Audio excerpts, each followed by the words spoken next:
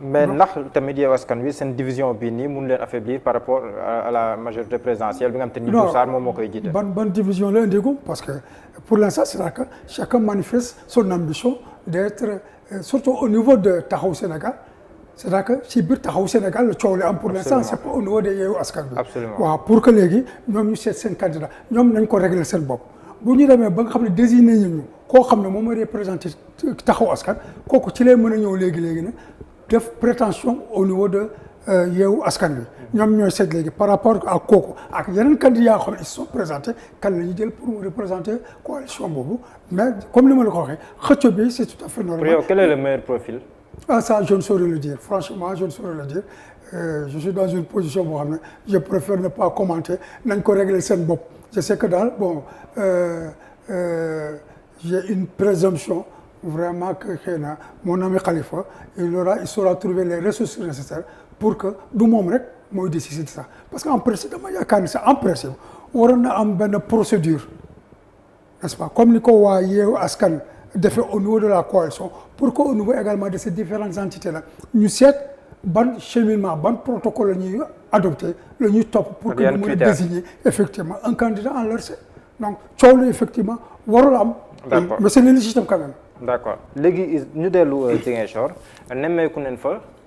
xaw ma ndax ay prémices laa koy woowee xaw ma ndax mais nemmeeku nañ fa ay violence démb rek la mujj ñu koy wax ñoom Kaaw Doudou Ka ak Sonko ku si nekk di renvoyer la balle à sa morom donc déjà boo gisee lu mel noonu lan la lay inspiré comme analyse. Li may inspiré c'est que violence vraiment ça a toujours été ignorante même à la marche de l'histoire politique du Sénégal ça n'a pas commencé avec ces gens-là c'est que nekk avec ces gens-là c'est ñi fi nekk actuellement ça prend une autre tournure bon xam nga il a été là-bas une première fois on l'a attaqué sous prétexte que dafa ñëw buntu këru Doudou Ka bon vraiment je me demande au nom de quoi effectivement kenn warul mën a jaar ci buntu këram wala jàkkaarloog moom sax vraiment di def meeting mais en fait il faut comprendre les motivations de ce monsieur-là c'est-à-dire que il voulait mettre la pression sur le président Macky Sall pour que effectivement bu ñu désigner candidat au niveau des Ziguinchor que le choix soit porté sur lui n'est-ce pas bon le choix n'a pas été porté sur lui bon peut-être que deuxième fois bi aussi bon est-ce que dafa bëgg joxe gage président de la République pour dire que portez nga votre choix sur quelqu'un mais effectivement man amul benn problème j'entérine ce choix-là ou bien effectivement bon parce que aussi il n'a pas été désigné pour être maire mais il occupe un poste très important. Il est directeur général de la IBD. Est-ce que aussi c'est pas pour préserver aussi ce fromage-là entre guillemets n'est-ce pas parce que aussi vraiment ça me fait mal que ces postes-là vraiment on puisse les considérer comme des gâteaux des fromages etc. Donc il est dans une logique vraiment de pouvoir préserver ses intérêts personnels quoi sa rente individuelle quoi ci logique boobu la nekk quoi. mais vraiment je crois que bu gisee mbooloo bi ñëwoon ci meetingu Sonko bi ñooñu fekk Sonko def leen actionné woon activé leen pour que ñu dal suñu nitu Doudou Ka yi waxatuñu ko. parce que foofu laay waxee mais deux fois. en l'espace de 2 semaines su ma juumul. est-ce que loolu buñ ko sàgganee mënul jur leneen ëllëg est-ce que tamit loolu war ñu jël les devants tel c'est ay mesures. waaw yan mesures la ñu mën a jël lu dul rek attirer l'attention de l'autorité des autorités publiques. De la police et de la gendarmerie chargée d'assurer la protection des personnes et des biens vraiment ñu gën a farlu n'est-ce pas pour xam ne léegi ñu ngi ci période boo xam ne vraiment c'est chargé c'est lourd et vraiment il y a les prémices sont là pour dire que nous nous acheminons vers des lendemains yoo xam ne c'est des lendemains yoo xam ne mën na nekk conflictuels et aboutir même effectivement à des violences et même à des morts d'hommes ça il faut pas l'excuser. parce que première kii bi amoon na ay blessés. amoon na ay blessés donc vraiment pour ñu jël seen disposition sur loolu parce que aussi ça peut pas continuer parce que il faut reconnaître Sonko première fois bi réagirul deuxième fois bi réagirul xam nga lu tax parce que ngi wéy toujours di topp ndigalu xalifa général des Mourides xalif général des Mourides dafa toogama Sénégal yépp di ko déglu vraiment mu am lu mu ko laayee biir pour ne ko violence baaxul pour jot ci nguur wala pour toog ci nguur jarul violence jarul rey doomu aadama parce que doomu aadama rey ko dafa grave donc xëy na moom mu ngi ci logique boobu bon mais vraiment je crois que de l'autre côté aussi nga baal ma peut-être que xalifa général des Mourides maa ngi koy ñaanal mu gudd fan te wër te vraiment te yéen biñ ko teg mu oyof ci moom te ñu rafetlu vraiment ni nga xam ne mu ngi ko doxalee mais vraiment aussi war na laayee biir ñi nga xam ne effectivement ñu ngi au parti au pouvoir pour ne leen effectivement nañu bàyyi la ñuy def parce que sinon je te dis que la solution radicale pour régler le problème de l'impunité là ce sera ce que j'appelle l'application de la loi du talion que j'ai défini moi de cette façon 100%. mais xalaat nga ne war na mën a àgg foofu. mais c'est fort possible hein. Faut rien exclure au Sénégal. parce que l'histoire des nervis aussi gis nañ. non parce que rien n'est possible au Sénégal parce que ay doomu aadama gënoo leen juddu gënoo leen xam dëkk bi seen ndey gënul seen i ndey seen i baay gënul seen i baay ëppalu leen dara si dëkk bi yéen ngeen war a am sañ-sañ am autorité di jël ay yet di jël ay jaasi bon di leen fitnaal di leen bundaxada ba di leen rey te dara du ci dëkk ñoom ñu toog di croiser les bras loolu mënul am si biir dëkk bi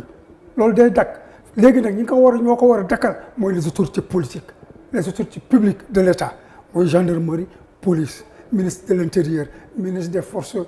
armées ak le président de la république joxe ay consignes yu fermes pour que loolu bañ a am mais fii ak nag ñu ngi seetaan ñoom mais bu boobaa ñi seront obligés effectivement de se défendre. parfois il y a rien de mal à se défendre. parfois la police la gendarmerie aussi da leen di pointe du doigt gis nañ si première ligue njëkkoon xew ñu leen si jut baaraam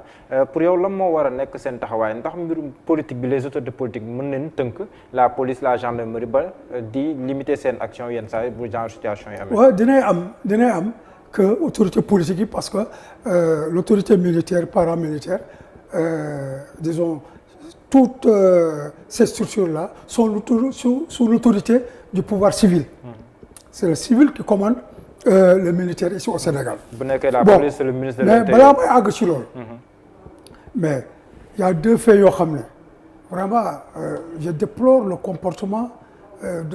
d'une frange importante de la population sénégalaise benn bi yàgg naa ko déplorer c'est quand l'ami le frère le partisan le parent du président Macky Sall Aliou Dembourou Sow le tudd je crois a demandé à ce que ses parents s'arment de machette pour que képp ko xam ne troisième mandat bi da nga si war a opposé aussi Macky Sall vraiment ñu faat la. nee na boobu carte électeur la wax quoi. ñu dagg sa déedéet jaasi ak carte électeur vraiment ça fait la preuve il a récidivé à l'Assemblée nationale. waaw ba wax Toussaint Manga que effectivement bu ñu génne mu woon ko jaasi nañu koy mais Aliou Dembourou Sow nga xam ne excusez-moi hein je vais être un peu extrémiste mais d'accord xëy na dafa cosaanoo jaasi mais gënul cosaanoo jaasi Toussaint Manga fi ñu joxe aussi danoo cosaanoo jaasi parce que moom la ñu utiliser pour dugg ci àll bi pour di def yi ñuy def yi et cetera donc discours boobu la ñu agréé te bi muy defee discours boobu président de la République réagir sur benn yoon il aurait dû en tant que gardien de la Constitution vraiment les rappeler à l'ordre mais tout récemment am na audio bu génn il s'agit maintenant peut-être d'authentifier cet audio-là benn marabout au niveau d'une cité religieuse qui demande à ses partisans de s'armer de toutes sortes d'armes pour aller attaquer quelqu'un, un citoyen. Parce que tout simplement. non loolu dinañ si ñëwaat sax xam naa si fin bi. voilà mais tamit taxawaayu police. taxawaayu police effectivement vraiment comme je dis gis nga affaire nervi bu mu amee dama ne man si sama wàllu bopp dama si am gàcc. bi mu dugg police ba mu may retraité peut-être j'ai pas fait grand chose dans la police amoo la mooy njëriñ benn police peut-être que j'ai été le plus cancre des commissaires de police ou bien le plus incompétent mais loolu musuma ko gis c'est-à-dire que vraiment ay policiers yoo xam ne dañuy gunge ay nervi ci li nga xam ne ay tooxi duuna yoo xam ne moom ñoo ngi koy def parce que dañ ci teg suñu bët et cetera et loolu dafa ñaaw c'est comme si la police avait délégué ses missions régaliennes vraiment à des civils yoo xam ne ils n'ont aucune compétence di dóor nit ñi di leen jaasi di dem ba seen kër di tirer ay balles fatales c'est valable pour la police c'est valable pour la gendarmerie parce que gendarmerie aussi gis nañ seen taxawaay gis nañu ay nervi di interpeller ay gendarme ne leen yéen du obéir seen ordre doo leen suñu kilifa et cetera mais les gens ont négocié et cetera. est-ce que ce n'est pas le moment de tirer la sonnette d'alarme bu ñu xamee ne c'est local lañ jëm te boobu sécuritairement mën na gën a compliqué candidat bu nekk mën na yor ay nervis yu bari. absolument dem tas ak beneen candidat ay nervis am est-ce que ce n'est pas le moment. mais absolument c'est-à-dire que dès à présent les forces de défense et de sécurité war nañu réfléchir si bonne stratégie la ñuy mettre en place pour que phénomène bi ñu seet nañu koy atténuer quoi parce que bu continuer nii dafa leen di déborder ñoom. waaw parce que actuellement c'est quelques groupes. après voilà c'est au niveau national. voilà c'est quelques groupes muscles mais bu demee ba am dimension nationale. ba ñëpp pàccaxu ci biir et cetera elles seront débordées parce que aussi on connaît les limites des forces de défense et de sécurité. Donc léegi la ñu war a commencer di tenir un discours de fermeté par rapport à toute cette velléité vraiment de violence quoi sur le champ politique.